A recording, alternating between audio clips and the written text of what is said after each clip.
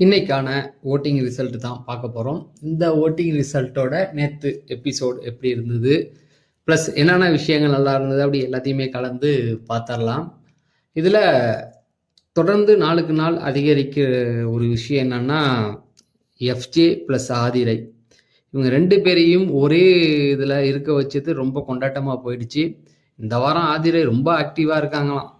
போன வாரம்லாம் எந்த ஒரு வேலையும் செய்யாதவங்க இந்த வாரம் வேலைலாம் கொடுக்க வந்துட்டாங்க. ஏன்னா எஃப்ஜே இருக்காராம். ப்ளஸ் எங்கே என்ன பண்ணக்கூடாதோ அதெல்லாம் பண்ணிக்கிட்டு இருக்காங்க. 18+ கண்டென்ட் வந்து ஆதிரை ப்ளஸ் எஃப்ஜே. இதை தெரிஞ்சு பண்ணுறாங்களா, கண்டென்ட்டுக்காக பண்ணுறாங்களா, அவங்க பேர் வெளியில் ரெஜிஸ்டர் பண்ணுறாங்களான்னு தெரியல. ஆதிரை எஃப்ஜேவுடைய முக்கியமான பார்ட் அதிலெல்லாம் போய் கையை வச்சுட்டாங்க இன்றைக்கி. ஸோ அது எதுக்கு எப்படி சொல்கிறதுன்னு தெரில. லைவில் போயிட்டுருக்கு இதெல்லாம். அந்த பக்கம் அவங்க ஓரளவுக்கு துஷார், இவங்க அரோரா இவங்கெல்லாம் ஓரளவுக்கு டீசெண்டாக வந்துட்டாங்க. ஆதிரை கேடுகட்ட அந்த வேலையை பார்த்துக்கிட்டு இருக்காங்க. வெளியில் அவர் பாய் ஃப்ரெண்ட்லாம் செருப்பால் அடிக்காத குறையாக பேசிக்கிட்டு இருக்காரு. சரி, இதுக்கான விளைவுகளை அவங்க சந்திச்சுட்டு போகட்டும். ஓட்டிங்கில் ஃபஸ்ட்டு இடத்துல இருக்கிறது வந்து வியன்னா. ஸோ 28.4, 50,280. இந்த ஓட்டுகள் அவங்க வந்து பெரிய ஓட்டுகள் அவங்க இந்த வாட்டி வருவாங்க. 1,00,000 ஓட்டுகள் வாங்க வாய்ப்பு இருக்குது. ஏன்னா 2வது நாள் வந்து இவங்களுக்கு வந்து 50,000 ஓட்டுகள் அப்படின்னா இன்னும் 5 நாள் இருக்குது. கண்டிப்பாக ஒரு பெரிய ஓட்டுகள் அவங்களுக்கு வந்துடும். ஏன் எந்த நம்பிக்கையில் சொல்கிறேன்னா, எஃப்ஜே இருக்கிற நம்பிக்கையில் சொல்கிறேன். அவரே வாங்கி கொடுத்துருவார். அந்த அந்த அளவுக்கு இன்னைக்கு வந்து கனி முட்டு கொடுக்குது, ஓவராக முட்டு கொடுக்குது. அப்பா எஃப்ஜேக்கு விஜய் சேதுபதி, இந்த பக்கம் கனி, எல்லாரும் முட்டு கொடுக்குறாங்களா? என்ன அவ்வளோ செல்வாக்கான ஆளாக அது ஒன்றுமே புரிய மாட்டேங்குது. சரி, அதுக்கான விளைவுகளை அவர் சந்திக்க போகிறாரு. என்னன்னா, வியன்னாவை பொறுத்த வரைக்கும் அவங்க முடிஞ்ச அளவுக்கு வேலை பார்த்தாங்க. இவன் என்னன்னா, எஃப்ஜே வந்து இரிட்டேட்டிங் பண்ணுற மாதிரி பழி வாங்கணுன்றதுக்கு தான் வரான். அது அவங்களுக்கு தெரியுது. பட் போன வாட்டி அவங்க வந்து எதுவுமே பர்பஸாக இவரை தான் டார்கெட் பண்ணி பண்ணணும்னுலாம் பண்ணலை. அவங்களுக்கு கொடுத்த உரிமைப்படி அவங்க பண்ணாங்க. ஆனால் இந்த வாட்டி டார்கெட் பண்ணி தான் பண்ணுறானுங்க. அதில் ஒன்று தப்பிச்சிக்கிச்சு, அது அங்கேயே இருக்குது. வியன்னா மாட்டிக்கிட்டு அவன் வந்து வியன்னா தான் வேலை பார்க்கணும், எல்லாத்தையும் எடுத்து வைக்கணும், அதை எடுத்து வைக்கணும், இதை எடுத்து வைக்கணும்ன்ட்டு ஓரளவுக்கு மேலே மனுஷனுக்கு காண்டாகுமா ஆகாதா, அதை தான் அவங்க வந்து ரியாக்ட் பண்ணாங்க. பட் அதில் வந்து வேலை செய்யலைன்னா அவனால் ஒன்றும் பண்ண முடியல. அதுக்கு தான் வார்த்தையை வந்து சோறு மட்டும் கொட்டிக்கிற வேலை செய்ய முடியாதான்னு. ஆமாண்டா நான் கொட்டிக்குவேன்டான்னு சொல்லணும். புரியுதா? அவன் நீ தானடா கொட்டிக்கிறன்னு கேட்கணும் இறங்கி. அதுக்காக உட்காந்து அழுகுறது இந்த மாதிரியான விஷயங்கள் பண்ண தேவையில்ல. ரொம்ப ஸ்ட்ராங்காக இருக்கணும் அப்படிங்கிறது தான். ஏன்னா அவங்க ஸ்ட்ராங்காக இருந்தாங்கன்னா பிக் பாஸ் டைட்டில் பண்ணுறதுக்கு நிறைய வாய்ப்புகள் இருக்குது. ஏன்னா இன்னைக்கு வேற லெவல் சம்பவம் பண்ணுறாங்க. எல்லாருமே வியன்னாவை பற்றி பேச ஆரம்பிச்சிட்டாங்க. ஸோ எதிர்பார்க்காத ஒரு நபர். எல்லாமே யார் வரப்போறா, யார் ஜெயிப்பா, யார் இது எல்லாம் மொக்கையாக இருக்கானுங்க, அப்படி இப்படின்னு தான் பேசுவாங்க.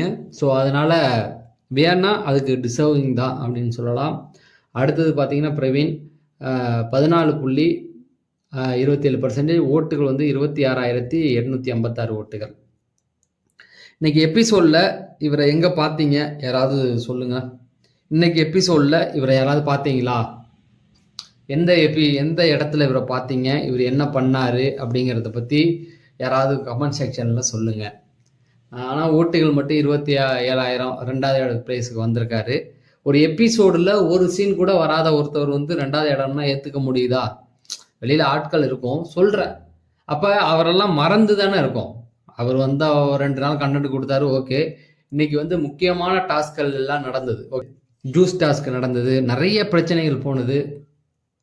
தலைவர் எங்கே இருந்தாருன்னே தெரியல.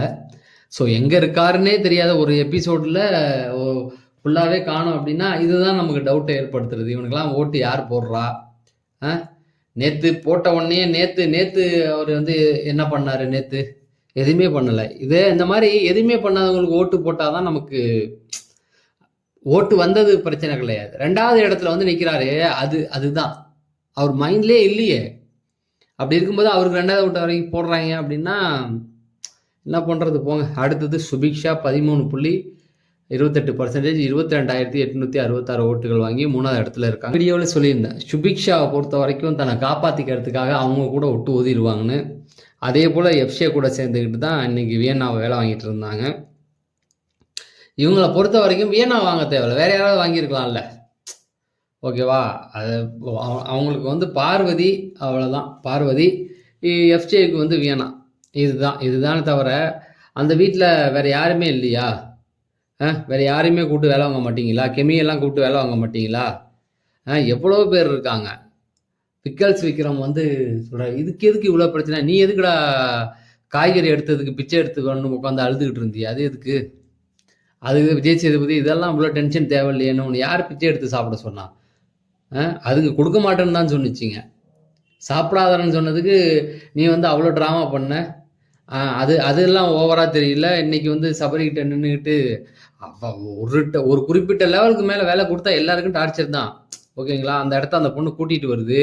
கூட்டிகிட்டு வந்ததை வந்து ஆதிரை சொல்லுது, அந்த இடத்த வந்து இன்னும் கொஞ்சம் நல்லா கூட்டலாம்.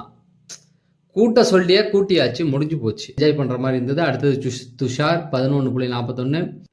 இன்னைக்கு இவரை யார் பார்த்தீங்க? எந்த இடத்துல பார்த்தீங்க? என்ன சீனில் பார்த்தீங்கன்னு யாராவது சொல்கிறீங்களாங்கய்யா? யாராவது சொல்லுங்க பார்க்கலாம். எந்த இடத்துலையுமே ஒரு தலைவன் வரல. எவ்வளவோ பிரச்சனைகள் போச்சு, அடிதடி நடந்தது வீட்டுக்குள்ளே. அதில் மெயினாக ஃபோக்கஸ் பண்ணப்பட்டது வியனா, பார்வதி எப்படி போணுச்சே தவிர, அதுக்கப்புறம் பார்வதியோட கதை போச்சு. அதுக்கப்புறமேட்டுக்கு அவ்வளோதான். வேறு எந்த இடத்துலையுமே வந்து அவர் வரல. ஸோ அப்படி தான் போயிட்டுருக்கு பாருங்கள். யாராவது ஒருத்தவங்க வந்துடுறாங்க. இன்னைக்கு வந்து பார்வதி, திவாகர் இருந்தார் ஃபஸ்ட்டு.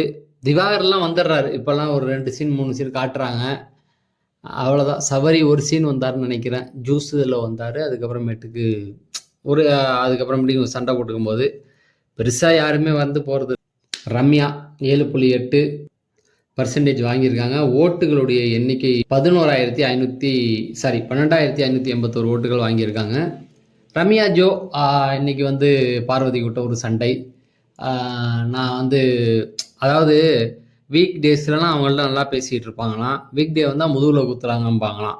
இன்னைக்கு பார்வதி பண்ண அந்த ஒரு விஷயம் நல்லா இருந்தது. இப்போ வியன்னா பேசும்பொழுது ஒரு க்யூட்டாக ஒரு சில விஷயங்கள் ஆதிரேட்டை பண்ணும்போது அவங்க என்ன சொன்னாங்க, அது எய்த்தாப்பில் இருக்கவங்கள ப்ரொவோக் பண்ணும் அப்படின்னாங்க. ரைட்டுங்களா? அப்போ பார்வதி முதல்ல வந்து எனக்கு பயமாக இருக்குன்னு ரம்யா தான் ஃபஸ்ட்டு சொன்னாங்க. அப்போவும் கனி அங்கே நின்னாங்க. ஆனால் அந்த கனி வந்து எவ்வளோ கேவலமானதாக இருக்குது பாருங்களேன். வியன்னா பண்ணி ஆதிரையை பார்த்து பண்ணால் அது ப்ரோவோக்கிங்காக இருக்கும். ஆனால் பார்வதிக்கிட்ட வந்து ரம்யா பண்ணால் அவங்க கண்டுக்காத மாதிரி நிற்பாங்களாம். இதுதான் கேடு கெட்ட கனின்னு சொல்லுவாங்கல்ல, அந்த மாதிரி பேரை கெடுத்து அதான் சொல்லுவேன்ல, கனியக்கா அப்படின்னு காரக்குழம்பு கனியக்கான்னு கூப்பிட்டு இருந்தவங்க எல்லாம் இப்போ வேற அளவில் பேச ஆரம்பிச்சிட்டானுங்க. உன் பேரை நீயே கெடுத்துக்கிற அப்படின்னா அதுக்கு நாங்கள் என்ன பண்ண முடியும்? கேமை பொறுத்த வரைக்கும் ஒரு குறிப்பிட்ட ரேஞ்சுக்கு மேலே போயிட்டோம்னா அடிதான். அது யாராக இருந்தாலுமே. ஏன் கமல் சாரே எல்லாருக்கும் பிடிச்சிருந்தாலும் ஒரு சில இது பண்ணும்போது அவரை வெளுத்துவாங்க இல்லையா, நீ விஜய் சேதுபதியா, அவங்களுக்கே இந்த நிலமன்னா நீலாம் யோசிச்சு பாருமா அப்படிங்கிறது தான். அடுத்தது பார்த்தீங்கன்னா அரோரா 6.69 12,000 ஓட்டுகள் வாங்கியிருக்காங்க. So Arora and Aadhirai 11.510. ஆதிரை இன்னைக்கு பண்ண குடும்பம்லாம் எப்பா கொஞ்ச நெஞ்ச குடும்பம், இது கொஞ்ச நெஞ்ச வேலையா அவங்கெல்லாம் பார்த்துக்கிட்டு இருந்தாங்க. வேற லெவல் சம்பவம் பண்ணிக்கிட்டு இருந்தாங்கங்க. என்னை பொறுத்த வரைக்கும் இதில் கலையரசன் பேரை விட்டுட்டேன்னு நினைக்கிறேன். சாரி, கலையரசன் இப்போ தான் பார்க்குறேன். அதாவது அவர் சுபிக்ஷாவுக்கு அடுத்த இடத்துல இருக்கார், அவ்வளோதான் கலையரசன். ஆனாலும் எனக்கு என்னன்னா கலையரசன் வந்து இன்னைக்கு எபிசோடில் அவரையும் பார்க்கலங்கிறது தான். கலையரசனை பார்க்கல, இவர் பிரவீனை பார்க்கல, துஷாரை பார்க்கல. ஆதிரை வந்து ஒரு இடத்துல வந்து பேசினாங்கன்னு நினைக்கிறேன். அதாவது இவங்க வந்தால் நல்லாயிருக்கும், அவங்க வந்தால் நல்லாயிருக்கும்னு சொன்னாங்கல்ல, ஜூஸ் இது அந்த இதுக்கு. அப்போ கூட இவனுங்களை காட்டல. பிக் பாஸ் எவ்வளோ புத்திசாலியாக இருக்காரு பாரு. டே உங்களை கண்டென்ட்டே இல்லைடா, நான் இந்த விஷயத்தில் மட்டும் காட்டினா நல்லா இருக்காதுடா, அதனால இங்கேயும் உங்களை நான் கட் பண்ணிடுறேன் அப்படின்னு சொல்லி கட் பண்ணி போட்டிருக்காரு. ஆதிரை வந்து இன்னைக்கு அந்த பெட்டில் படுத்துக்கிட்டு ரொம்ப கேவலத்தின் உச்சம். ஒரு தடவை பேர் போச்சுன்னா லைஃப்பில் அந்த பேரை எடுக்கிறது ரொம்ப கஷ்டம். ஸோ இந்த வீடியோ பிடிச்சிருந்தா லைக் பண்ணுங்கள். உங்கள் கருத்துக்கள் எதுவாக இருந்தாலும் கமெண்ட் செக்ஷனில் சொல்லுங்கள்.